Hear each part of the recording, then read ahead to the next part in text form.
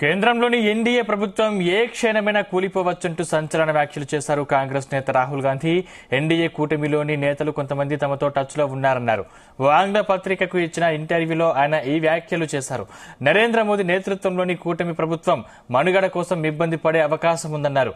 కూటమి బలహీనంగా ఉందని, ఏ చిన్న సమస్య తలెత్తినా ప్రభుత్వం కూలిపోవచ్చంటూ సంచలన వ్యాఖ్యలు చేశారు.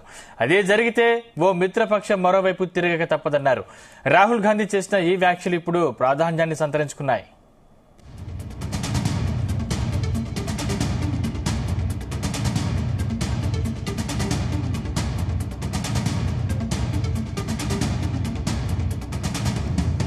ప్రధాని మోదీ విద్వేషాలను రెచ్చగొట్టి ఇప్పుడు ఫలితాలు పొంది ఉండొచ్చని అన్నారు. ఈసారి ప్రజలు ఆయన ఆలోచనను తిరస్కరించారన్నారు. అలాంటి వివక్షలేని పరిస్థితులు ఉంటే కనుక ఇండియా కూటమి తప్పక మెజార్టీ దక్కించుకుని ఉండేదని వ్యాఖ్యానించారు. చేతులు కట్టేసిన పరిస్థితుల్లో తాము పోరాడమని రాహుల్ అభిప్రాయపడ్డారు.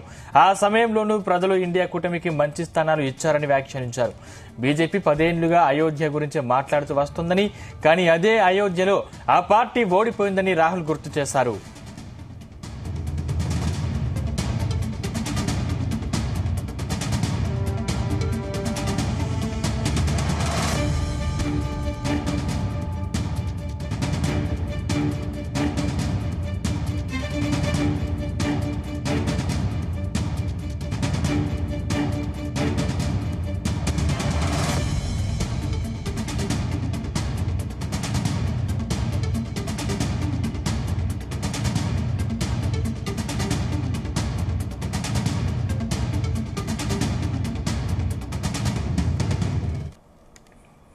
రేపు వైఎస్ఆర్సీపీ విస్తృత స్థాయి సమావేశం జరగనుంది. ఎల్లుండి నుంచి ఏపీ అసెంబ్లీ సమావేశాలు ప్రారంభం కానున్న నేపథ్యంలో ఈ నెల 22న జరగాల్సిన వైఎస్ఆర్సీపీ విస్తృత స్థాయి సమావేశం 20వ తేదీకి ముందుకు జరిగింది. ఈ నెల 21న అసెంబ్లీ సమావేశాల దృష్ట్యా వైఎస్ఆర్సీపీ అధ్యక్షుడు వైఎస్ జగన్ కార్యక్రమాల్లో పలు మార్పులు జరిగాయి. అసెంబ్లీ సమావేశాల నేపథ్యంలో విస్తృత స్థాయి సమావేశాన్ని పార్టీ ముందుకు జరిపారు.